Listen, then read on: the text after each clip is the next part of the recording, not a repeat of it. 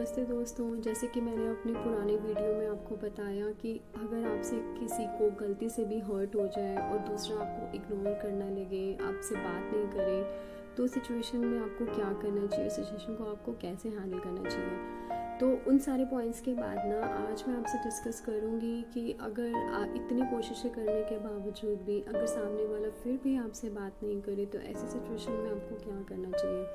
दोस्तों सिचुएशन तो बहुत सारी आती हैं ऐसी कि भी कभी आपने पूरी तरह से कोशिश करी है ना, वो आपसे मान गए है ना, आपका रिलेशनशिप फिर से ट्रैक पे आ गया, जैसे कि मैंने अपने लास्ट वीडियो में अपना रियल टाइम एग्जांपल दिया था। तो लेकिन कुछ सिचुएशंस में ऐसे भी होता है कि बात तो आपने बहुत करी, अपनी बात रखने की कोशिश करी, अपोलोजाइज भी किया, लेकिन फिर भी सामने वाला नहीं मानता है। तो ऐसी चीज़ों में आपको ना मैं स्टेप टू स्टेप पूरा इस वीडियो में एक छोटा सा पहली वाली वीडियो का इंट्रोडक्शन देके ना मैं आगे वाले पॉइंट्स में आपके साथ डिस्कस करूँगी। I hope that will help you all on. So दोस्तों सबसे पहले मैं कहना चाहती हूँ कि सेल्फ रिफ्लेक्शन, यानी कि जैसे मैंने अपनी लास्ट वीडियो में कहा भी था, जो आपसे गलती हुई है उन्हें पहचानिए, उन्हें रियलाइज़ करिए पहले और अपनी गलती को होने के बाद सामने वाले के पास जाइए और उनसे बात करने की कोशिश कीजिए। तो अपनी जब गलती को रियलाइज़ आप खुद से करने लगोगे ना, तो आपसे आने वाले टाइम में भी वो गलतियाँ कम से कम होंगी और कम से कम किसी का दिल दुखाएंगे और कम से कम किसी के सामने जाके आपको इस तरह से बात करनी पड़ेगी, अपोलोजाइज़ करना पड़ेगा। तो अपने जो आप वर्ड्स यूज़ कर रहे हैं अपने माउथ से ना, कहते हैं ना कि बोलने से पहले तोलिए, तो उनको तोलो पहले, उनसे उन बात करने से पहले आप उन वर्ड्स का मूल्य जानना सीखो कि वो क्या, उनका मतलब क्या निकलता है और उनका क्या महत्व है। जब आप किसी से अच्छी बात करोगे तो आप उस सामने वाले को कितना पॉजिटिव रिस्पॉन्स मिल सकता है उन बातों से। तो उन बातों का उन वर्ड्स का मूल्य जानने की कोशिश कीजिए, उनका एक जो उनकी पावर है ना उसको जानने की कोशिश करिए, है ना।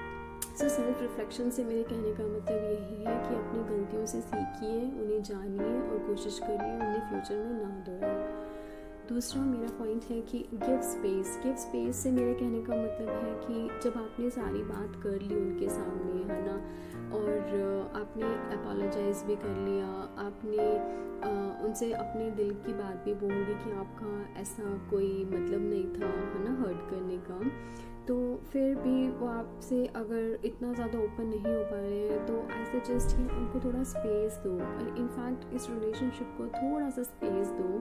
तो कई बार क्या होता है ना दोस्तों कि एक टाइम पे कुछ चीज़ें होती हैं जो समझ में नहीं आ रही एकदम माइंड में, या अंदर गुस्सा भरा है, या फिर अंदर एक टूटा दिल जो होता है ना, जब वो चीज़ें समझ नहीं आ रही ना, तो रिश्ते को ना थोड़ा सा स्पेस दो ताकि ना सामने वाला आपकी कदर करना जाने। मतलब आपने जो जाके उनसे बात करी, रियलाइज़ किया, फील किया, उस बात की उनके लिए एक वैल्यू हो, कोई कदर हो, उसको थोड़ा स्पेस दोगे ना, वो थोड़े टाइम में, शांति वाले टाइम में अकेले रहेंगे, या जब भी उन्हें आपकी याद आएगी ना तो वो उस सिचुएशन के बारे में फिर से सोचेंगे, है ना। वो फिर से सोचेंगे कि शायद मैं अपने रिश्ते को फिर से कंटिन्यू कर सकता हूँ या फिर से उसको ज़िंदा रखने की कोशिश कर सकते हैं हम लोग। तो सिचुएशंस को थोड़ा टाइम दो, उन्हें थोड़ा टाइम दो, टाइम को थोड़ा टाइम दो, और यही मैं कहना चाहूँगी कि रिश्ते को थोड़ा टाइम दो, उन्हें थोड़ा टाइम दो, गिव देम सम स्पेस। तो मेरा अगला पॉइंट है कि रिस्पेक्ट देयर डिसीजन। अगर फाइनली वो आपसे नहीं बात करना चाहते हैं उस बारे में भी, फिर भी आपसे कुछ बात ही नहीं करना चाहते, आपने रिश्ते को टाइम भी दिया, उन्हें टाइम दिया, फिर भी वो आपसे बात नहीं करना चाहते हैं, तो believe me, respect there decision, कि अब वो टाइम आ गया है कि आप और वो थोड़ा अपने अपने रास्ते पे चलें। क्योंकि अगर इतनी बातें होने के बावजूद भी अगर वो आपसे नहीं बात करना चाहते तो इसके दो ही कारण हो सकते हैं। या तो कोई ऐसी बात, बहुत बड़ी बात है जो सच में उनका दिल पूरा जिससे टूट चुका है और वो समझने की कोशिश अब नहीं करना चाहते हैं, या फिर वो शायद कभी इतने अच्छे आपके दोस्त थे ही नहीं, या आपका इतना अच्छा वेल विशर वो था ही नहीं कि वो आपको किसी इन ऐसी छोटी छोटी बातों के लिए माफ़ कर सकें।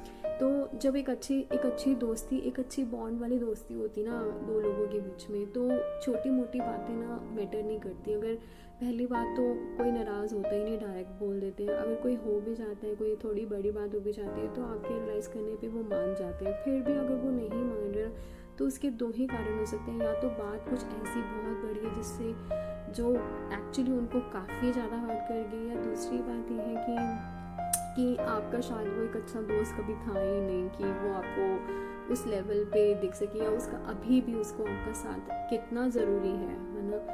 तो इसलिए यू रिस्पेक्ट देयर डिसीजन, और उस सिचुएशन को उनको उनके हालात पे छोड़ दीजिए प्लीज़। उसके बाद उन सब के बावजूद भी अगर फिर मतलब सब अब कुछ भी नहीं बचा, आपने उनसे बात करी, सब कुछ हुआ, और आपने अब उनके डिसीजन को रिस्पेक्ट करते हुए उनसे भी बात करनी छोड़ दी ना। अब आपको खुद को स्ट्रेस नहीं देना है। मैं जानती हूँ कि ये सब चीज़ों के बाद आपका स्ट्रेस लेवल बढ़ेगा। आप खुद सोचोगे क्यों हुआ, हर वक्त उस बारे में सोचोगे, रात में नींद नहीं आएगी, दिन में भी आपको ये लगता रहेगा कि मैंने ऐसा क्यों कहा, या ऐसी सिचुएशन क्यों हुई, या उसने मुझसे बात करनी बिल्कुल छोड़ दी, मैं क्या करूँ। तो दोस्तों बिलीव मी, मूव ऑन। यही मेरा अगला पॉइंट है, मूव ऑन। ये टाइम आ गया है मूव ऑन करने का। आपके साथ सिर्फ आप नहीं, और भी बहुत लोग जुड़े हैं जिनको आपके इस सिचुएशन से, इस बिहेवियर से अफेक्ट पड़ता है। तो दोस्त मूव ऑन कीजिए, उस स्ट्रेस को दूर कीजिए, और अपनी लाइफ को एंजॉय, अपनी लाइफ में एंजॉय कीजिए, अपनी लाइफ को एंजॉयफुल बनाइए। क्योंकि ये जो कुछ सिचुएशंस आती हैं लाइफ के, it's a part of life. ये हमारी पूरी ज़िंदगी नहीं है, ये सिर्फ ज़िंदगी का एक हिस्सा है, एक चैप्टर था जो कि क्लोज हो गया है अभी के लिए, और आपको मूव ऑन करना ही है अपनी लाइफ को और बेहतर बनाने के लिए। और दोस्त बनाइए तो आपको अच्छा लगेगा। मूव ऑन करना बहुत ज़रूरी है, नहीं तो इससे खुद का स्ट्रेस लेवल बढ़ेगा, आपको अच्छा नहीं लगेगा, और आपके मेंटल और इमोशनल वेलबींग का भी ख्याल रखना आपको बहुत ज़रूरी है। तो आई मस्ट से मूव ऑन प्लीज़। उसके बाद फिर भी आपको कहीं ना कहीं मूव ऑन करने के लिए भी कुछ ना कुछ, अगर आपको कुछ सपोर्ट चाहिए, तो आई मस्ट से कि you take support of your family, your friends. जैसे कि मैंने अपनी पुरानी वीडियो में भी बोला था, जिन्हें ज़िंदगी का तजुर्बा है। तो मेरा अगला पॉइंट यही है, सपोर्ट सिस्टम।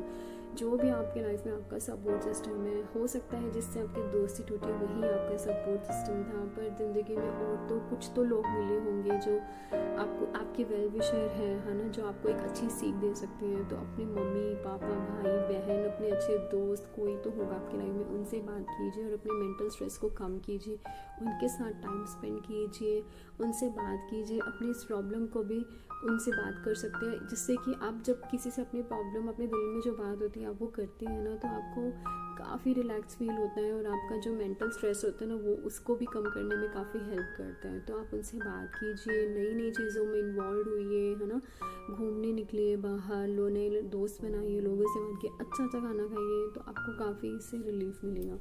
फिर भी इवेंचुअली लास्ट में मैं फिर से वही कहना चाहूँगी जो मैंने अपनी पुरानी वीडियो में भी कहा था कि अगर आपको फिर भी इन सब चीज़ों से रिलीफ में नहीं मिलता है, तो आप एक डॉक्टर की हेल्प भी ले सकते हैं, या कोई थेरेपी करवा सकते हैं, थेरेपिस्ट की हेल्प ले सकते हैं कि आपको जो हेल्प करेंगे सिचुएशन से बाहर निकलने में।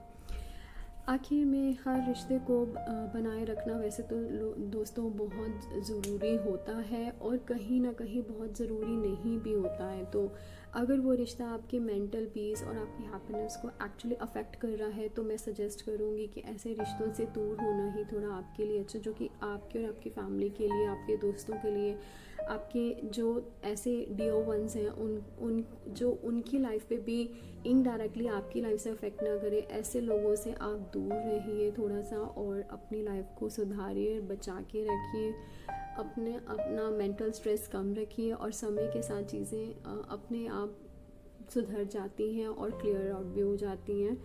तो बिलीव रखिए, सब कुछ ठीक होगा लास्ट में, बस थोड़े से चेंजेस की ज़रूरत है। आशा करती हूँ आपको वीडियो पसंद आया होगा। नेक्स्ट टाइम आएंगे फिर कुछ नए टॉपिक्स लेके डिस्कशन करने के लिए।